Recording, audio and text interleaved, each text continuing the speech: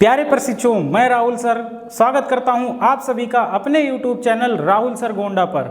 मैं आप लोगों के सामने लेकर आ चुका हूं डीएलएड का महत्वपूर्ण टॉपिक और चैप्टर 2 वर्ग, वर्गमूल, घन तथा घनमूल की अवधारणा एवं वर्गमूल निकालना। तो आइए इसमें सबसे पहला टॉपिक डिस्कस करते हैं जो कि है वर्ग। वर्ग यानी कि स्क्वायर। अब ये स्क्वायर क्या होता है आइए देखते हैं। तो लिखा है मैंने, जब किसी संख्या की घात 2 हो तो हम उसे उस संख्या का वर्ग कहते हैं। घात और घातांक इससे पहले हम लोग पढ़ चुके हैं। तो घात की अवधारणा आप सभी को पता है।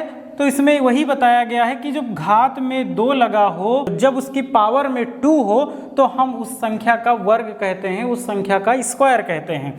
जैसे कि 3 के घात में कितना लिखा है, 2 लिखा है, तो ये 3 की घात 2 या फिर इसे 3 का वर्ग कहते हैं, 3 का स्क्वायर कहते हैं। जैसे लिखा गया है 3 का स्क्वायर। अब इस 3 के स्क्वायर का मतलब क्या हुआ, 3 गुणे 3।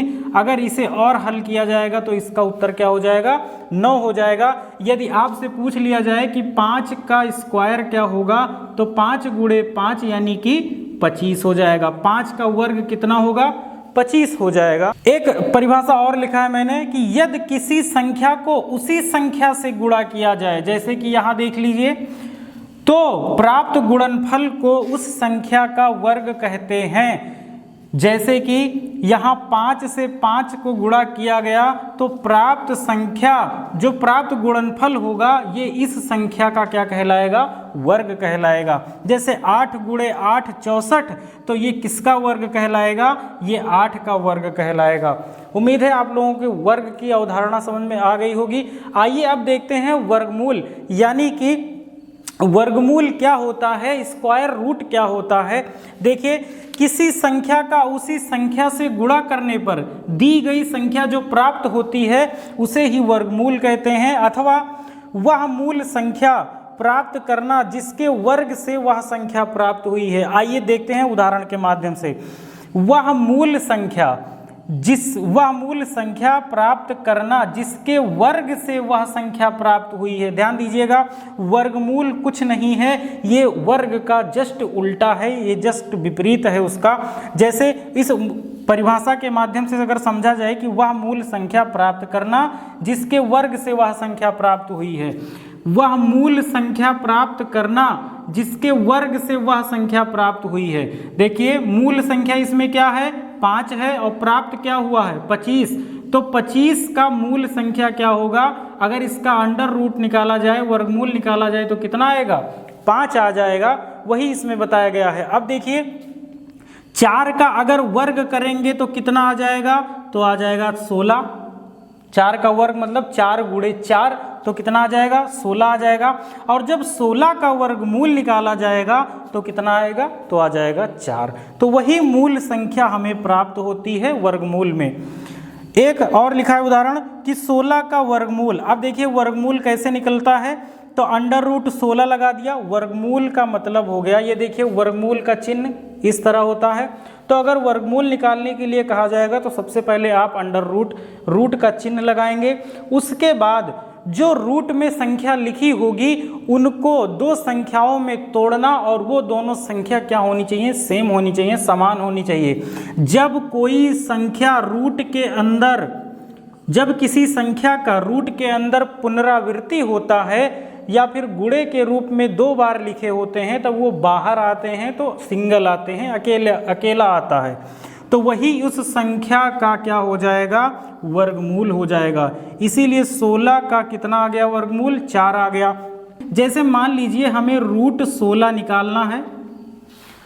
अब रूट 16 निकालना है, घातांक और करणी में मैंने आपको बताया था कि इस रूट का मतलब होता है किसी भी संख्या के घात में 1/2।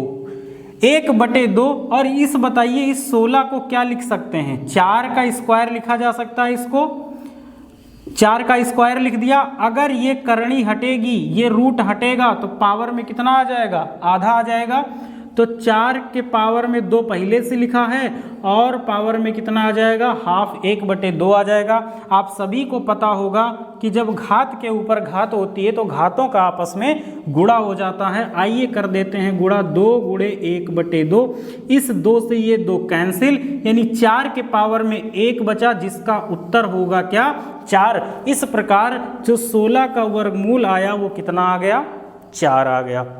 आई होप कि आप लोगों को वर्ग और वर्गमूल समझ में आ गया होगा। अब आइए देखते हैं अगला टॉपिक। अगला टॉपिक क्या है, पूर्ण वर्ग यानी स्क्वायर रूट। अब ये स्क्वायर रूट क्या होता है, पूर्ण मतलब कंप्लीट, वर्ग मतलब स्क्वायर। जो कंप्लीट स्क्वायर नंबर होगा उसे क्या बोलेंगे, पूर्ण वर्ग संख्या। वह संख्या जिसका वर्गमूल एक पूर्ण संख्या होती है, यानी किसी संख्या का वर्गमूल निकालें और उसका वर्गमूल क्या आ जाए, पूर्ण वर्ग संख्या आ जाए। आप सभी को पूर्ण वर्ग संख्या पता होना चाहिए। पूर्ण वर्ग कहलाती है, जैसे 36 का वर्गमूल 6 होता है तो 6 एक कैसी संख्या है, पूर्ण या प्राकृत संख्या है। 6 कैसी संख्या है, तो आप सभी को पता होगा कि ये पूर्ण और प्राकृत संख्या है।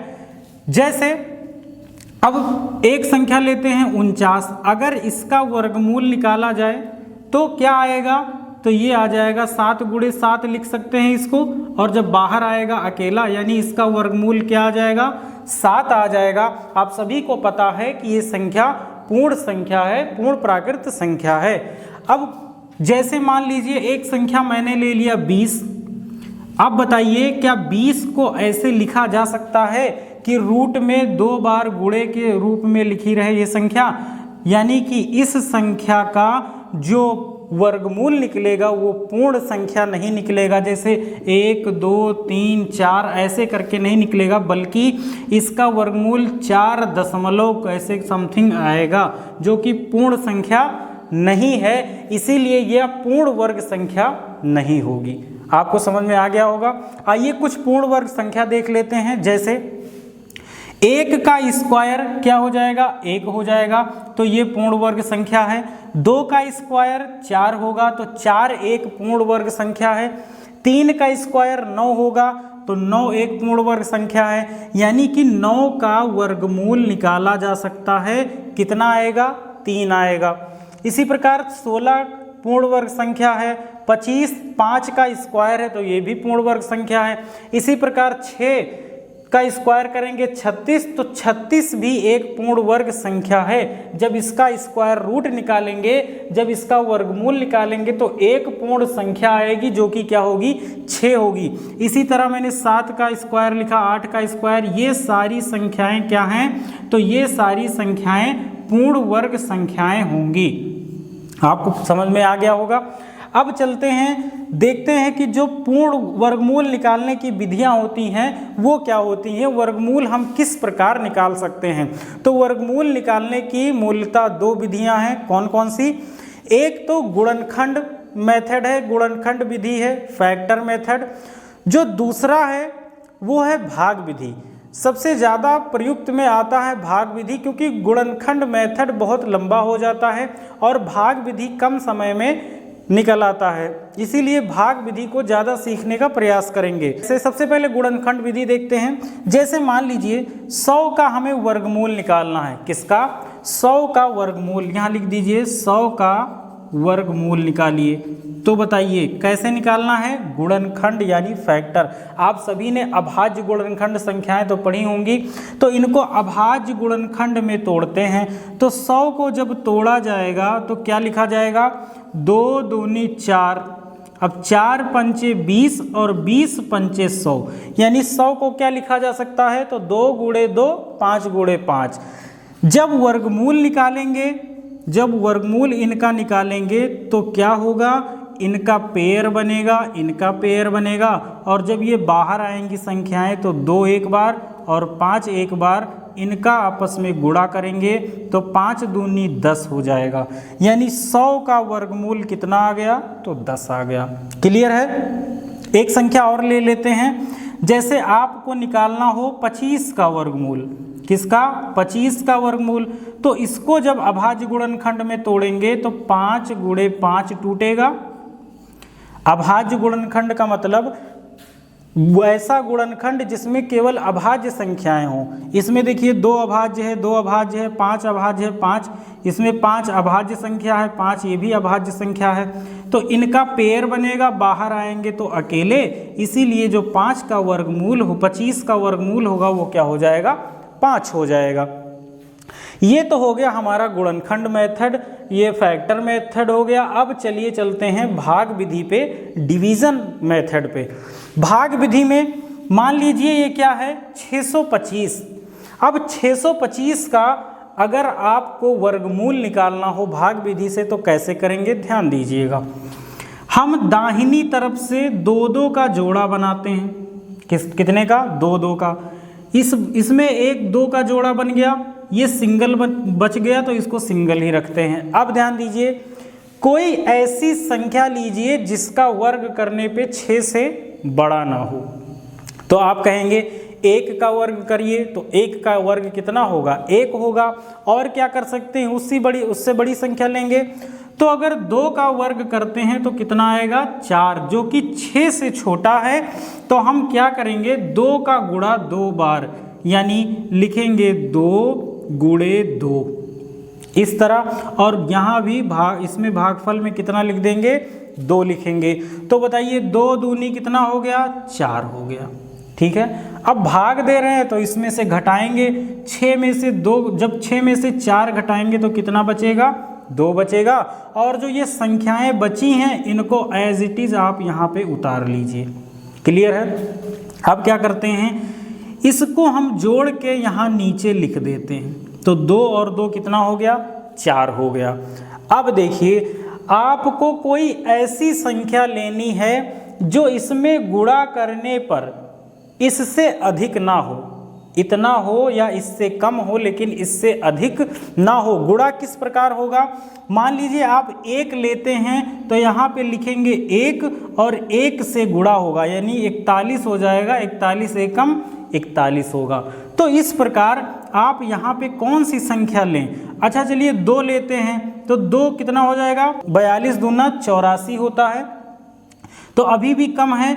अगर 3 लेते हैं तो कितना आएगा, 3 त्रिका 9 और 3 चौक 12, यानी 129 आएगा, जो कि 225 से काफ़ी छोटा है। लेते हैं 5, संख्या कौन सी ली मैंने, 5। जब 5 से गुणा करेंगे तो यहाँ पे कितना आएगा, 25 आएगा। आप इसमें ये भी दिमाग लगा सकते हैं कि अगर हम मान लीजिए यहाँ पे 4 लेते हैं, यहाँ पे 4 लेते हैं तो 4 चौक कितना होता है, 16। यहाँ लाना कितना है, 5 लाना है, क्योंकि ये पूर्ण वर्ग संख्या है तो पूरी संख्या यहाँ पे कटेगी। तो इसीलिए जब 5 का गुणा 5 में करेंगे तभी तो 25 आएगा और लास्ट में 5 आएगा। तो 5 का गुणा 5 से किए 25 हो गया, हासिल बचा 2, 5 चौक 20 और 2 22 हो गया। अब जब घटाएंगे तो कितना बचेगा, ये 0 हो जाएगा सब। ठीक है। अच्छा अब ध्यान दीजिए, इस 5 को यहाँ पे लिखें तो यही हमारा क्या हो गया, वर्गमूल हो गया। क्या हो गया, यही हमारा वर्गमूल हो गया, यानी 625 का वर्गमूल कितना आ गया, 25 आ गया। अब यहाँ पे अगर और संख्या बचती तो क्या करते, इनको जोड़ देते, तब ये कितना हो जाता, 5 5 0 4 1 5, 50 हो जाता। फिर उस संख्या से भाग करते। तो इस प्रकार हम भाग विधि से वर्गमूल निकालते हैं। ठीक है, आइए देखते हैं इस पे कुछ और उदाहरण। आइए देखते हैं एक ही संख्या का वर्गमूल दोनों विधियों से कैसे निकालेंगे। सबसे पहले देखते हैं गुणनखंड विधि से किसका निकालना है, तो 841 का वर्गमूल निकालना है। किस विधि से, तो गुणनखंड विधि से। इसका गुणनखंड करेंगे तो कितना आएगा, आप गुणनखंड ऐसे भी कर सकते हैं इसको भाग देकर। तो बताइए किससे भाग जाएगा इसमें, इसको आप भाग कर सकते हैं 29 से, और 29 से भाग करेंगे तो ये 29 बार में जाएगा और फिर ये 29 से एक बार में जाएगा, यानी इसका जो गुणनखंड आया 29 गुणे 29 आया। तो वर्गमूल क्या होता है, इसका रूट जो निकालेंगे, जो संख्या आएगी वही हमारा, यानी 29 कितनी बार लिखा है, 2, तो ये बाहर आएगा तो अकेला आएगा, यानी 841 का वर्गमूल कितना आ गया, 29 आ गया। ठीक है। आइए अब भाग विधि से देखते हैं। भाग विधि से कैसे, अब देखिए इसमें आपको पता होना चाहिए कि 29 से भाग जाएगा इसमें, तभी आप निकाल पाएंगे। तो इसमें आप भाग करने के लिए पहले छोटी छोटी संख्याओं से भाग करेंगे, जब भाग नहीं जाएगा तब यहाँ तक आप पहुँचेंगे 29 तक। जबकि भाग विधि में क्या होगा, आप इसका पेयर बनाएंगे, फिर ये अकेला बचेगा तो इसको ऐसे लिखेंगे। अब ऐसी कोई संख्या ढूंढेंगे जिसका वर्ग करने पे 8 से ज़्यादा ना हो। तो कौन सी संख्या होगी, 3 त्रिका 9 ज़्यादा हो गई, उससे पीछे आइए 2 दूनी 4, तो यहाँ 2 लिखेंगे, यहाँ 2 लिखेंगे और यहाँ पे तो 2 दूनी 4। और जब इसमें घटाएंगे तो 4 हो जाएगा, फिर ये 41 उतार लेंगे। अब 2 और 2 को जोड़ देंगे, यहाँ पे 4 हो जाएगा। तो अब ध्यान देना है कि कौन सी संख्या यहाँ लिखें जिससे यहाँ गुणनक करने पे कितना आए, 441 आए या फिर उससे छोटा आए। अब आप ध्यान दीजिए, यहाँ लास्ट जो अंक है, लास्ट डिजिट है, ये क्या है, 1 है। तो ऐसी कौन सी संख्या है जो खुद से गुणा होने पर लास्ट में 1 देता है। जैसे कि मान लीजिए 4 है, तो 4 में गुणा होगा तो लास्ट अंक होगा, जो अंतिम अंक वो क्या आ रहा है, 6 आ रहा है। 7 का गुणा 7 में हो रहा है तो 49, अंतिम अंक कितना आ रहा है, 9 आ रहा है। तो ऐसी कौन सी संख्या है आप बताइए। एक तो 1 हो गई, 1 का गुणा 1 में होगा तो 1 आएगा, लेकिन 1 हम यहाँ लेंगे नहीं क्योंकि 41 एकम 41 इससे बहुत छोटा हो जाएगा। तो हम कौन सी संख्या लें, हम संख्या लेते हैं 9।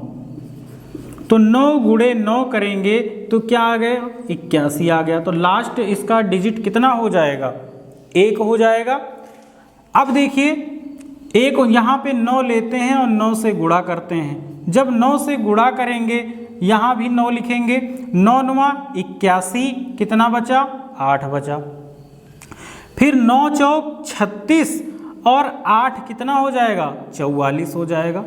यानी 441 हमारा आ गया। यहाँ पूरी संख्या कट गई तो ये हमारा क्या हो गया, वर्गमूल हो गया। ये है भाग विधि, बहुत आसानी से हो जाएगा। अगर आप इसको अच्छे से सीख जाते हैं तो ये बहुत आसान होगा आपको किसी भी बड़ी से बड़ी संख्या का वर्गमूल निकालने में।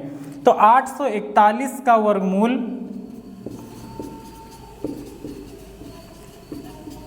कितना आया, 29 आ गया। ठीक है, आइए एक दो संख्याओं को लेके और इसको समझने का प्रयास करते हैं। एक संख्या लेते हैं 15,625। 15,625 सबसे पहले इसको गुणनखंड विधि से हल करने का प्रयास करते हैं।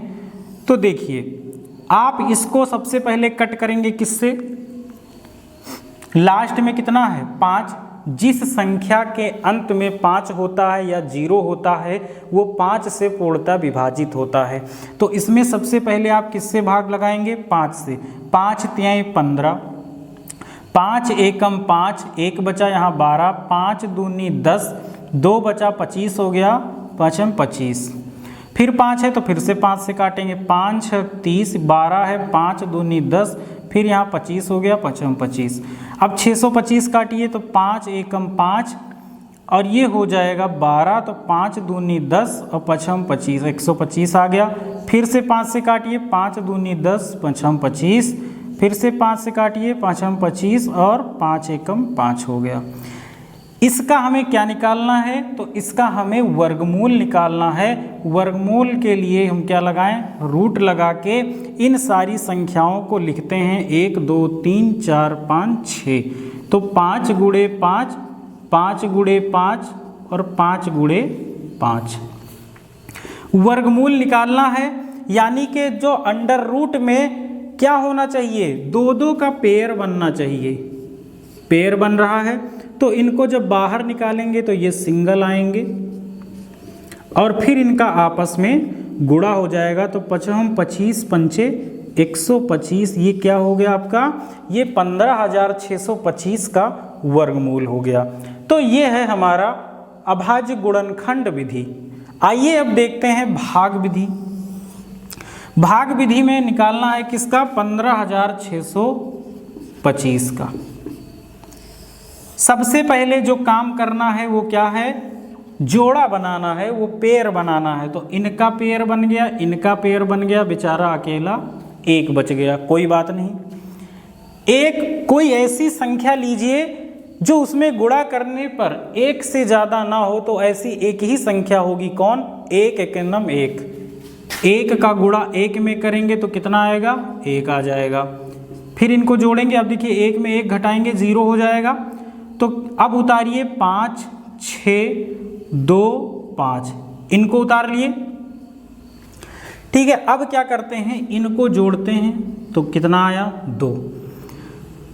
अब ऐसी संख्या लीजिए, अब ऐसी संख्या लीजिए कि जिनका गुणा करने पे क्या हो, इस 56 से ज़्यादा ना हो, या अभी आप इसको ना उतारें तब भी चल जाएगा। ठीक है, तो ऐसी संख्या लीजिए जिसमें गुणा करने से क्या हो, 56 से ज़्यादा ना हो। तो किससे करें? देखिए, अगर यहाँ 1 से ही करते हैं तो 21 एकम 21 बहुत छोटा हो जाएगा। 2 से करते हैं अगर तो 22 दूना 44। अच्छा, 3 से करते हैं तो कितना आएगा? तो 3 त्रिका 9 और 3 दूनी 6 69। 56 से ये ज़्यादा हो जा रहा है, इसीलिए हम लोग किससे गुणा करेंगे? 2 से करेंगे। तो 22 दूना 44 हो गया। अब इसको घटाते हैं तो यहाँ आ जाएगा 2 और यहाँ आ जाएगा 1। अब इसको जोड़ते हैं तो ये कितना हो जाएगा? 4 और यहाँ पे आ जाएगा 2, यानी 24 हो गया। ये छोटा हो गया 12।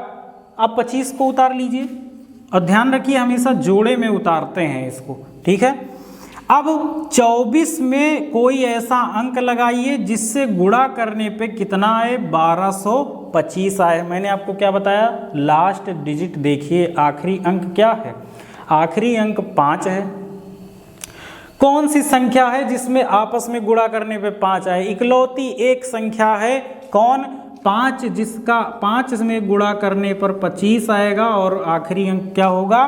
5 होगा। तो 5 से यहाँ गुणा करते हैं, देखते हैं कितना आता है। 5 25, 2 हासिल, 5 और 20 और 2 22, फिर से 2 हासिल, 5 दूनी 10 और 2 12। ये संख्या हमें मिल गई, ये पूरा कट्टम कट हो गया। तो हमारा जो वर्गमूल होगा वो कितना हो जाएगा? 1 बार गया, फिर 2 बार गया, फिर 5 बार गया। तो ये कितना हो जाएगा? 125 हो जाएगा। किसका वर्गमूल?